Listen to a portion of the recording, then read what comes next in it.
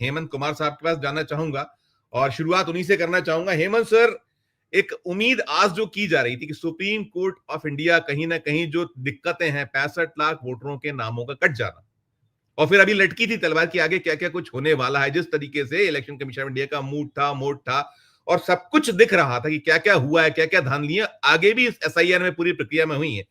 अब जो supreme court के डायरेक्शन आए हैं, कहीं कह दीजिए कि एक एंट्रीम ऑर्डर है, क्या उम्मीद जागी है, क्या देख रहे हैं, क्या पा रहे हैं? शुरुआत आपसे हेमंत सर। जी धन्यवाद संजीव जी। मैं मानता हूं कि सुप्रीम कोर्ट ने आज चुनाव आयोग की लाज रख ली। जिस तरह की गड़बड़ियां हुई है, जितना ग्रॉस नेग्लिजेंस हुआ है, और यह चुनाव आयोग के संरक्षण में हुआ है, चुनाव आयोग की वजह से हुआ है। इस लिहाज से चुनाव आयोग के बारे में सुप्रीम कोर्ट को कुछ न कुछ स्ट्रिक्ट वो ऑब्जर्वेशन उनको देना चाहिए, कुछ कार्रवाई करनी चाहिए। क्योंकि जो कुछ भी हम लोग देख रहे थे उसका सुप्रीम कोर्ट ने स्वतः संज्ञान क्यों नहीं लिया? जितनी तरह की गड़बड़ियां सामने आई, क्या इस तरह की गड़बड़ियों पर सुप्रीम कोर्ट संज्ञान नहीं लेता रहा है? सुप्रीम कोर्ट संज्ञान लेता रहा है। लेकिन इस मामले में, बिहार में एसआईआर के मामले में, सुप्रीम कोर्ट ने किसी तरह का सुओ मोटो कॉग्निजेंस नहीं लिया, बल्कि जो उल्टे जिला प्रशासन चुनाव आयोग के बिहाफ में जिस तरह से काम कर रहा था, उससे साफ साफ लग रहा था कि कोई शिकायत को इंटरटेन नहीं करना है, उसको तवज्जो ही नहीं देना है। सीधा एक प्रेस नोट जारी करके कहना है कि ये फर्जी है। चुनाव आयोग मिसलीडिंग का ठप्पा लगा रहा था। अब आज जो जितनी बातें हुई वहां पर, आपने आधार एपिक को स्वीकार कर लिया, आपने डिस्प्ले करने के लिए स्वीकार कर लिया कि रीडेबल और सर्चेबल होगा वो डॉक्यूमेंट, और उसको हम अपने वेबसाइट पर डालेंगे, ये सब बातें स्वीकार किया आपने। लेकिन जो गड़बड़ियां हुई है उसमें एक उदाहरण मैं आपके सामने रखना चाहता हूं कि अभी एक रिपोर्ट में देख रहा था दैनिक भास्कर के डिजिटल प्लेटफॉर्म पर, उसमें दिल्ली के ढेर सारे ऐसे लोगों का इंटरव्यू है उसमें जो बिहार के रहने वाले लोग वहाँ अलग अलग किस्म का काम करते हैं। कोई पेंटर है, कोई किसी मोटर गैराज में काम करने वाला है, कोई राजमिस्त्री है, इस टाइप के लोगों का। उसमें बहुत सारे लोगों ने कहा कि नहीं, हमको जानकारी नहीं है कि बिहार ऐसा कुछ क्या हो रहा था वहाँ बिहार में। तो उसने कहा कि ठीक है, जाएंगे तो फॉर्म भर देंगे। तो कहा गया कि नहीं, आपका तो समय खत्म हो गया, आप कैसे भरेंगे? तो कहा कि अब तो पता नहीं, अब तो हम वोट नहीं डाल पाएंगे। हम तो प्रत्येक साल जब भी चुनाव होता था जाते थे, लोकसभा चुनाव में गए थे वोट डालने के लिए 24 में। उसके बाद एक दूसरा इंटरव्यू उसमें है एक व्यक्ति का जो एक हॉस्पिटल में काम करता है, जो इंटरनेट फ्रेंडली है, वो बिहार का रहने वाला है, मधुबनी का रहने वाला है। उससे पूछा गया, उसने कहा कि हाँ, हमको जानकारी थी, लेकिन जब मैं अपना फॉर्म भरने के लिए ऑनलाइन कोशिश कर रहा था तो मुझे पता चला कि हमारा फॉर्म भरा जा चुका है और उसमें मैसेज आया कि आप अपने बीएलओ से संपर्क करें। मेरे कहने का मकसद है कि जो 65 लाख लोग ड्राफ्ट सूची से बाहर हैं, उनके बारे में तो आपने कहा कि ठीक है, इनका नाम वो वेबसाइट पर डाला जाए और कारण बताया जाए, सर्चेबल होगा, वो इपिक नंबर होगा, ये सब कुछ होगा। लेकिन जो लोग इससे बाहर हैं और वो एलिजिबल हैं वोटर होने के लिए, उसके लिए क्या मैकेनिज्म होगा? क्या उनको फॉर्म 6 भरने के लिए कहा जाएगा? क्या वो आधार और इपिक लेकर के वहाँ किसी के दफ्तर में डीएम साहब के यहाँ या बीडीओ साहब के यहाँ जाकर के खड़े हो जाएंगे तो उनका काम हो जाएगा? क्या मैकेनिज्म लिया जाएगा? दूसरी बात यह है कि जब 22 तारीख को कोर्ट फिर सुनवाई करेगी तो उसके बाद बचेगा कितना? 8-9 दिन का समय बचता है। उस 8-9 दिन में इन लोगों का क्या होगा जो वोटर होने लायक है लेकिन उनको बाहर कर दिया गया है? तो एक ऐसा कंप्रिहेंसिव मैकेनिज्म भी आपको तलाशना पड़ेगा, ताकि सिर्फ ओनस ये मतदाताओं पर डाल करके नहीं छोड़ दिया जाए कि अब आप करवाते रहिए। आप क्या उसके लिए टाइम एक्सटेंड होगा, क्या होगा? ये सारी बातें वहां पर मुझे लगता है कि इन सारे सवालों का जवाब मिलना चाहिए। आज की जो सुनवाई हुई उसमें ये साफ साफ झलक रहा था कि जो आरपी एक्ट की स्थिति है उसमें चुनाव आयोग अपने आप को डिफेंड करने में बहुत ही मुश्किल में फंसा हुआ था। वो डिफेंड नहीं कर पा रहे थे। बुनियादी सवाल की क्या आप मेरा नाम कैसे काट सकते हैं? क्योंकि जैसे आपने जोड़ा है उस हिसाब से आप काटने के अधिकारी हैं क्या? एक धरल्ले से आपने निकाल करके बाहर कर दिया, जैसे कि दूध से मक्खी निकाल करके फेंक देते हैं उस तरह से। तो सवाल उठता है कि आप हमारा नाम काट कैसे सकते हैं? ये जो हमारा बुनियादी संवैधानिक अधिकार है, उससे वंचित करने से पहले क्या हमारे साथ कोई बातचीत होगी, कोई पूछताछ होगी? ये बहुत सारे सवाल ऐसे थे जिसका जवाब नहीं आ रहा था।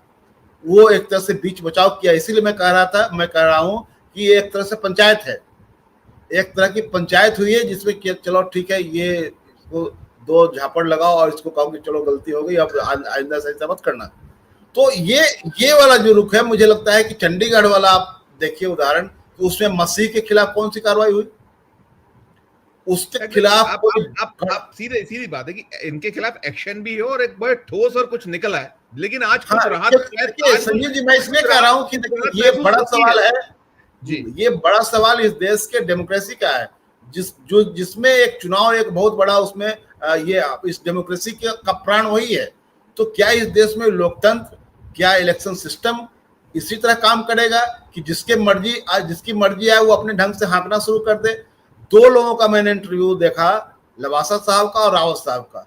दोनों से की बातचीत से ये साफ साफ लगा कि वो कहते हैं ठीक है, कानून का अधिकार ढेर सारा आपको मिलता है, लेकिन कानून का इस्तेमाल क्या आप लोगों को भगाने के लिए करेंगे या लोगों को जोड़ने के लिए करेंगे? ऑप्शन दोनों है। लोक चेतना से संपन्न कोई भी अधिकारी, कोई ब्यूरोक्रेट अगर किसी ऐसे संवैधानिक संस्थाओं में बैठता है तो वो चिंता करता है कि नहीं, हमको अब जनता के लिए काम करना है। इसीलिए जब ऑफिस से निकलता है तो सामने अगर 20 आदमी खड़े हैं तो वो रुक करके उनसे बात करता है कि अच्छा ठीक है, मैं लंच में जा रहा था, लेकिन आप बताएं कि क्या आपका क्या काम है, किस काम से आए हैं। उसी तरह चुनाव आयोग एक ऐसी संस्था है जो सरकार के प्रति जवाबदेह नहीं है, वो इस देश की जनता के प्रति, मतदाताओं के प्रति जवाबदेह है। इस बात को जान, दूसरी संस्थाएं जो है वो सरकार के प्रति जवाबदेह है, ये मतदाताओं के प्रति जवाबदेह है। इसलिए चुनाव आयोग, मुझे लगता है हम बिल्कुल यही चीज समझाने की कोशिश लगातार हो रही थी, और अंततः कुछ चीजें आज निकली हैं और उम्मीद की जाए कि अगले 2 दिन में कुछ ऐसा ठोस निकलेगा जिससे कि ये 65 लाख वोटर वंचित ना हो, एक चीज, और बाकी भी जिन पे तलवारें लटक गई हैं। हेमंत सर, जो हम 75 से 77 बार याद करते हैं, और बिहार से जो एक तूफान, आंधी और एक आंदोलन, क्या अब जो स्थिति इस समय है बनी हुई है, हमको लगातार दिख रहा था, जैसे अभी कहा प्रदीप सर या किसी साथी ने कि दिल्ली, शायद रवीन जी ने कहा, दिल्ली तक वो महिला है, और हमने, मैं कह रहा था, लखनऊ में हमने देखा था कि लड़ी थी वो वोट के लिए खुलकर पुलिस वालों से। तो जनता में जागरूकता, और वोट अकेला नहीं, आपने भी कहा अकेला वोट नहीं कट रहा है, बहुत सारे अधिकार कटने। तो क्या वो जो बवंडर है, जो आंधी या तूफान में तब्दील या सुनामी में तब्दील होने के संकेत हैं, वो कुछ समझ में आ रहा है, ऐसा हम माने, देखें, कुछ लगता है आपको? अंतिम टिप्पणी जी, ये साफ साफ ये दिखाई दे रहा है कि जो विपक्ष ने इसको जिस तरह का लिया है, इसके साथ हेड ऑन करने का जो निर्णय लिया है, मुझे लगता है कि इसको आपको आगे बढ़ाना पड़ेगा। और बिहार चुनाव का ये कोर इशू होना चाहिए कि वोटबंदी कैसे की जा रही है, वोट चोरी कैसे की जा रही है, और करना चाहिए। हेमंत जी, करना चाहिए नहीं हो रहा, जो ये पूछ रहे हैं, आपको दिखाई दे रहा है कि ऐसा हो रहा है कि जन आंदोलन बदल रहा है? जी बिल्कुल, मैं जो देख रहा हूं कि जो 17 तारीख से जो आह्वान है, और कल भी जो 15 अगस्त को जिस तरह के अलग अलग जिला मुख्यालयों पर सभी जगह प्रदर्शन होना है, तो यह एक शुरुआत है। मैं ये कह रहा था कि ये बिहार चुनाव का कोर इशू इसको बनाना पड़ेगा कि किस तरह से चुनाव आयोग मतदाता सूची के शुद्धिकरण के नाम पर बीजेपी के लिए वोटर चुन रहा था।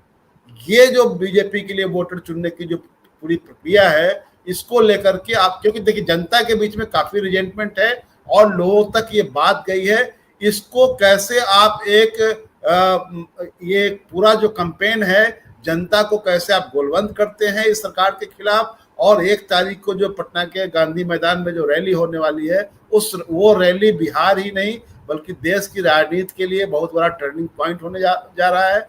और दूसरी बात ये मैं कहना चाह रहा हूं कि जो सुप्रीम कोर्ट जो कर रहा है, देखिए हम लोगों के साथ निराशा की बात हम लोग ये देख रहे हैं कि कई सारे मामलों में, अभी बहुत पुरानी बात नहीं है, सुप्रीम कोर्ट ने ईडी के एक मामले में कहा कि भाई अभी तक 10,000 आपने मामले दर्ज किए और उसमें 10% भी आपका कन्विक्शन रेट नहीं है, और दूसरे की आप चुनाव 3% जी, चुनाव के औजार के रूप में आप काम मत कीजिए, आप चुनाव। तो ये सारी टिप्पणियां आती है, पता चलता है किसी मुख्यमंत्री को उठा करके आप जेल में डाल देते हैं, और उसके बाद कोर्ट कहता है कि नहीं, इनके खिलाफ कोई मामला नहीं बनता है।